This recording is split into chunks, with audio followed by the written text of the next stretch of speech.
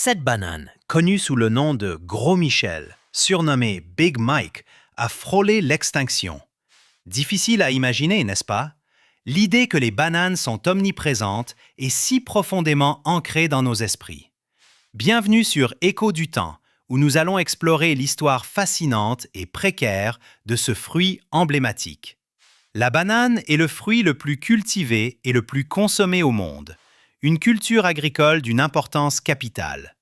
C'est cette omniprésence, et peut-être aussi une certaine bizarrerie, qui la rend si intéressante, comme en témoigne l'œuvre comédienne de Maurizio Cattelan, une simple banane scotchée au mur. Lorsque la Big Mike a disparu du marché, elle a été remplacée par une variété très similaire, la banane Cavendish. Vous la reconnaissez certainement, car c'est pratiquement la seule banane que nous trouvons aujourd'hui dans nos supermarchés.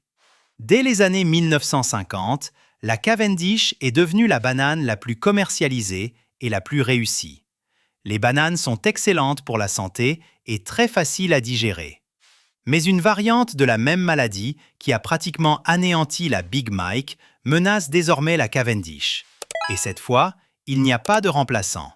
Alors, que faut-il faire pour sauver notre banane bien-aimée?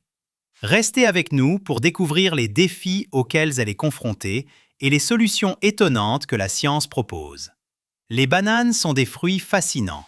Elles appartiennent au genre Musa, sont riches en potassium et constituent un aliment dense en énergie, ce qui en fait une culture de base dans une grande partie de l'Afrique, de l'Asie et de l'Amérique latine.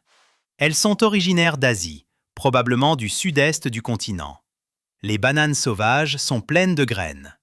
Une banane sauvage mesure environ la longueur de votre pouce, et ses graines sont dures comme de la pierre, capables de briser une dent. Pour obtenir les bananes sans pépins que nous connaissons aujourd'hui, les humains ont dû trouver des fruits stériles. C'était probablement le résultat d'une mutation. Certains des premiers agriculteurs ont découvert une banane sans pépins, ont observé sa propagation et se sont dit « Hé, nous pouvons couper cette plantule et la planter ailleurs !» La plantule fille donne naissance à une autre plante, et ce processus peut se poursuivre pendant des milliers d'années. Cette méthode de reproduction par propagation est également connue sous le nom de clonage asexué.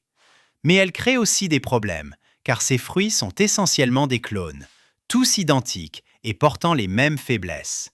C'est à partir de ce clonage génétique que le danger commence réellement.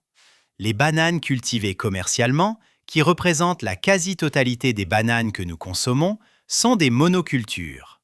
C'est un terme d'agriculture industrielle, qui désigne une seule espèce végétale cultivée sur la même terre encore et encore. Ce système est alimenté par notre demande de fruits uniformes, durables et bon marché. La variété choisie était la banane Gros Michel.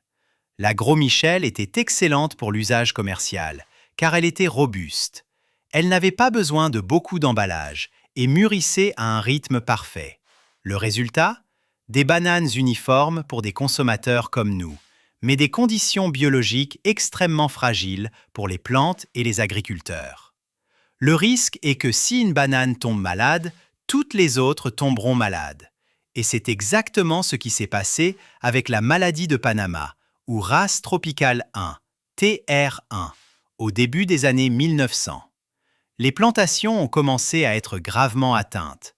Le champignon envahissait le sol, rendant impossible la culture des bananes. Mais au lieu de diversifier, les entreprises bananières industrielles ont acquis davantage de terres à mesure que les plantations devenaient malades. Et tout s'est bien passé jusqu'à ce qu'elles manquent de terre. C'est en partie ainsi que le terme « république bananière » est apparu. C'est une histoire laide qui implique des entreprises américaines comme la United Fruit Company, exploitant la terre et la main-d'œuvre en Amérique centrale. Ces entreprises ont pris le contrôle de fermes et de gouvernements pour cultiver des exportations comme les bananes, à bas prix et à grande échelle. Mais aucune quantité de terre ou de conquête n'a pu arrêter la propagation de la maladie de Panama. Dans les années 1950, la TR1 avait dévasté la Gros Michel à l'échelle mondiale, la faisant pratiquement disparaître de la production. Heureusement, La Gros Michel avait une cousine proche résistante à cette souche de la maladie de Panama, la Cavendish. Au bord de l'extinction, au bord du désastre, l'industrie de la banane s'est sauvée, alors qu'en réalité, elle n'a fait que retarder un destin inévitable qui reviendra la hanter. Et cette menace est de retour. Dès les années 1990, la Cavendish fut confrontée à une nouvelle souche de la maladie de Panama, la race tropicale 4, ou TR4. Les entreprises bananières ont d'abord refusé d'y croire, poursuivant leurs pratiques habituelles. La maladie a débuté à Taïwan à la fin des années 1980. De là, elle s'est propagée en Afrique, en Australie et sur le continent américain.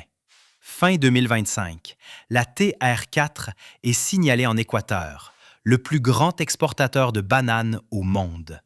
Cette maladie est extrêmement virulente. Si je marche dans une plantation de bananes avec une seule parcelle de terre contaminée sous ma chaussure, je vais propager la maladie. Mais contrairement à ce qui s'est passé avec la Gros Michel dans les années 1950, il n'existe pas de cousine de la banane pour remplacer la Cavendish. Nous sommes donc dans une situation où cette maladie commence à avoir une influence dramatique. Et tous les grands producteurs mondiaux le reconnaissent enfin. Les choses ont changé. Il ne s'agit pas de dire que d'autres bananes n'existent pas. Il y a en fait plus d'1 millier d'espèces de bananes. Dans les supermarchés spécialisés, on peut même trouver certaines de ces autres variétés. Il y a eu des tentatives pour faire évoluer les préférences des consommateurs de la Cavendish vers d'autres types. Mais les consommateurs n'ont pas aimé. Elles n'avaient pas le goût de la Cavendish. Cette préférence est un moteur incroyablement puissant. Essayer de faire changer les consommateurs de la banane Cavendish vers autre chose sera un défi de taille. C'est pourquoi le professeur Dale s'est tourné vers la science. Son équipe a commencé à modifier génétiquement les bananes. Nous savons qu'il existe une résistance à la maladie de Panama, race tropicale 4, présente dans l'une de ces bananes sauvages dont nous parlions, celle avec des graines. Nous avons extrait un gène de cette banane et l'avons transféré à la Cavendish. Mais comme vous pouvez l'imaginer, les consommateurs sont très sceptiques à l'égard des aliments génétiquement modifiés. En mars 2026, les bananes Cavendish cultivées en laboratoire par le professeur Dale ne sont pas encore disponibles en magasin. L'autorisation de les cultiver commercialement a été obtenue en Australie, mais nulle part ailleurs dans le monde à ce jour. Les cultures génétiquement modifiées sont très réglementées. L'Europe, par exemple, est actuellement très réticente à accepter tout aliment génétiquement modifié. Et l'autre facteur, bien sûr, est la perception des consommateurs. Bien que sa banane modifiée n'atteigne probablement jamais le marché européen, le professeur Dale explore d'autres solutions, comme l'édition génétique. Dans de nombreux pays, cela n'est plus considéré comme une modification génétique. De très nombreuses autres cultures sont déjà éditées génétiquement, et certaines sont déjà sur le marché. Ainsi, pour sauver notre banane bien-aimée, les consommateurs occidentaux devront soit abandonner le mythe qu'il n'existe qu'un seul type de banane, soit les régulateurs devront accepter la Cavendish génétiquement modifiée. Je pense que nous devrons faire preuve d'ouverture d'esprit quant à la manière de produire nos cultures face à des conditions de plus en plus extrêmes. Cependant, la science ne peut faire qu'une partie du travail. Les réponses pour préserver notre banane bien-aimée et l'avenir de nombre de nos fruits résident dans le maintien d'un écosystème diversifié. Comment résoudre le problème? La réponse est de détruire la monoculture. Nous devons faire en sorte que toutes ces bananes, si appréciées aux États-Unis, en Europe, dans le monde occidental, soient disponibles. Car c'est la seule façon de protéger la banane et les personnes qui la cultivent. Ce que j'aimerais voir, c'est qu'en entrant dans un supermarché, les bananes soient toujours là, bien en vue, mais qu'il y en ait 10 sortes différentes. La Cavendish d'un côté, peut-être la Ladyfinger de l'autre. Et les bananes passeraient du statut de fruit préféré du monde à celui de fruit encore plus préféré. Alors, pour cette vidéo, nous avons rassemblé toutes ces bananes.